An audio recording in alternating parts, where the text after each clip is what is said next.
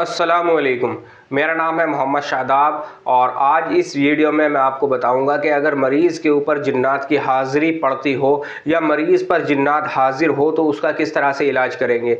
अब मरीज़ पर हाज़िरी पड़ने की भी दो कंडीशन है, दो कैफियत मरीज़ की हाज़िरी पड़ने के वक्त होती है। पहली कैफियत ये है कि बाज़ मरतबा जब मरीज़ के ऊपर हाज़िरी पड़ती है तो वो बेहोश हो जाता है, यानी कि उसकी कैफियत ऐसी होती है कि जैसे वो बेहोश पड़ा है।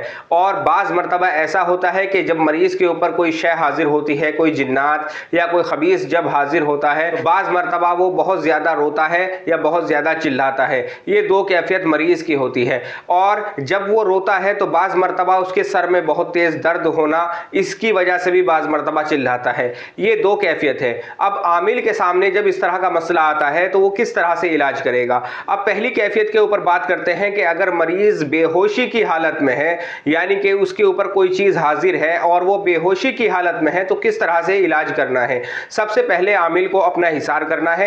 आयतल कुर्सी 7 मरतबा पढ़कर अपने सीने पर दम कर ले, दोनों हाथों पर दम करके अपने पूरे बदन पर फेर ले।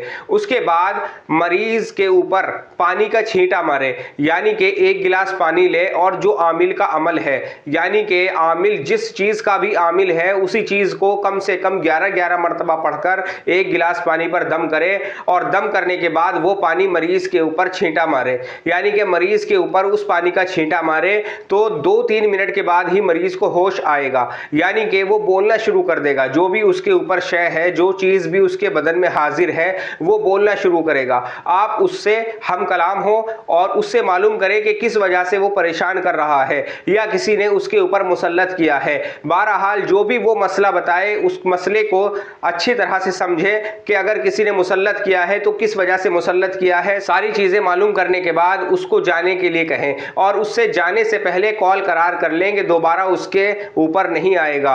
जहां से भी वो आया है उसको वापस वहीं भेज दे।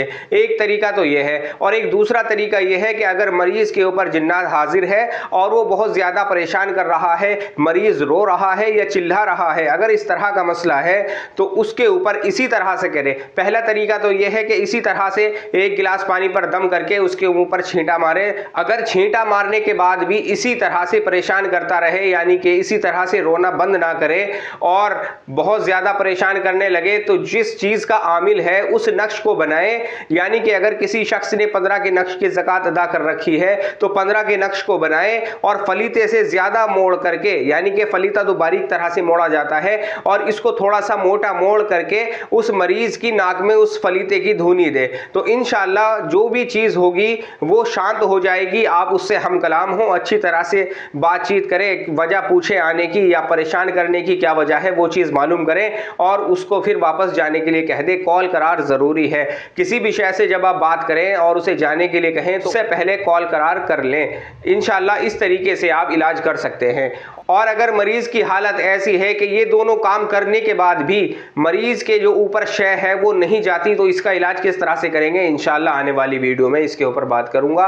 आज की इस वीडियो में इतना ही, और किसी ताल्लुक से आपका कोई सवाल है तो आप मेरे व्हाट्सएप नंबर पर मुझसे राब्ता करें या मुझे कमेंट करें। अस्सलामु अलैकुम।